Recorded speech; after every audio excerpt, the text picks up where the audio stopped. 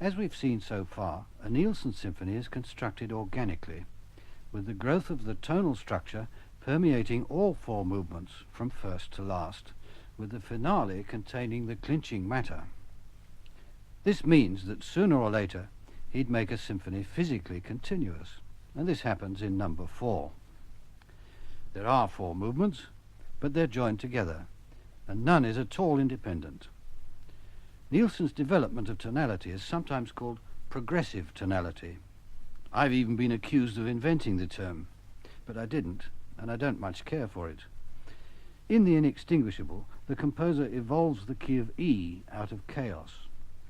There's an element of conflict between D minor and E major, and it becomes terrifyingly polarized towards the end. But evolution, or emergence, is the essence of the matter, and I suppose if I had to find a term for it, it would be emergent tonality. The first movement starts with a violently turbulent outbreak, D minor and C deliberately confused together, with D minor having a slight edge.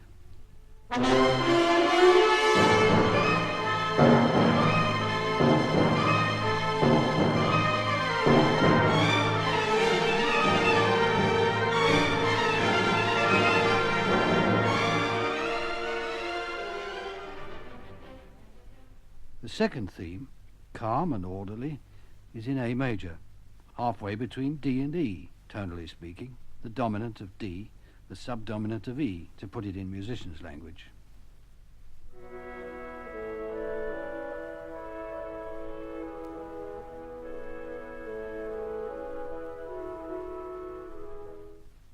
During the first movement, whenever E is heard, there's trouble. There's a passage where the violas grope their way upwards by semitones, and as soon as they touch E, there's opposition. Listen to their repeated notes penetrating the disturbed texture, and how anger flares when they find E.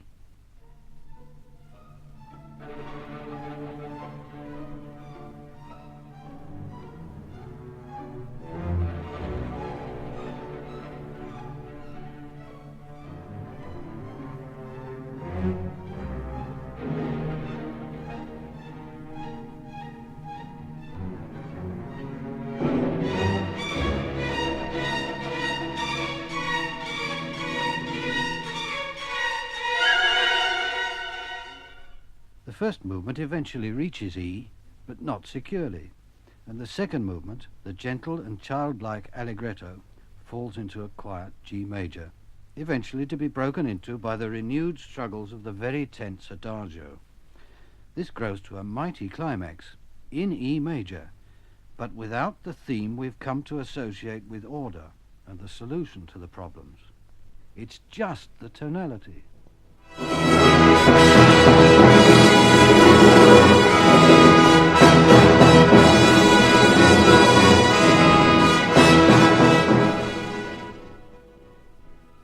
Tonality by itself isn't enough, and this leaves the finale with a massive and dramatic issue to solve. An extra set of timpani joins the fray, with the object of making the inimical key of D minor as ferocious as possible. The crunch comes when the drums hammer away at D minor, while other instruments insist on the note B, which is the dominant of E. Then the drums are literally torn away from D minor.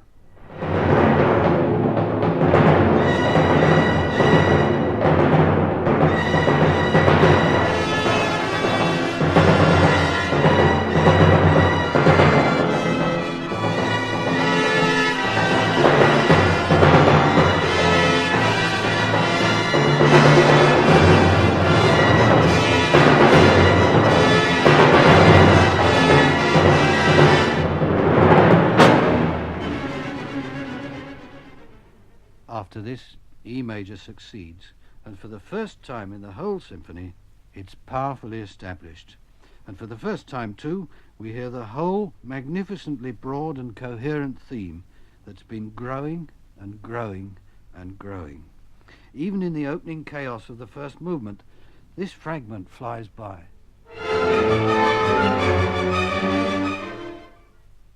Then this.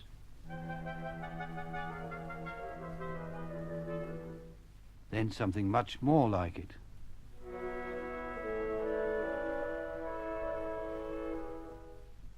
It rouses itself.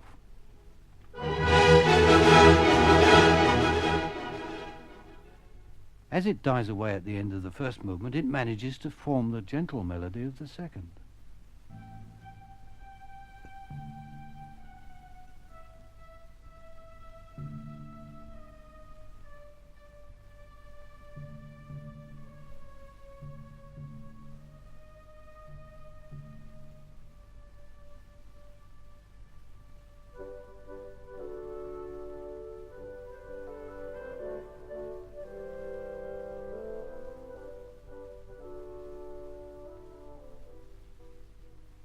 The tense line of the adagio fights to recover its resolute nature.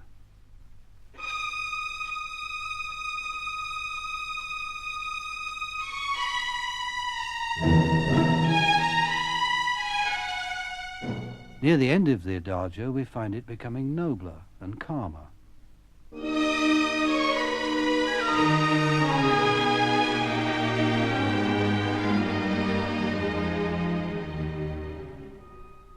The finale springs out with a new and vivid transformation.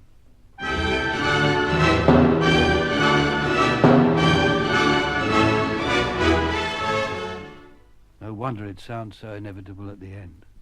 The music is evolving not only tonally but thematically as well. Nielsen's remark about this work is well known. Music is life, and like it, inextinguishable. But he put it even more simply and profoundly when he said, music is the sound of life.